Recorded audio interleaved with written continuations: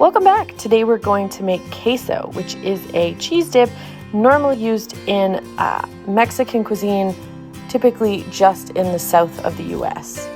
So you'll start with some butter and you'll melt that in a pan, and then you'll add half a cup of onions and one whole jalapeno for 3 minutes. Saute that up and then add your garlic. Then saute for another minute.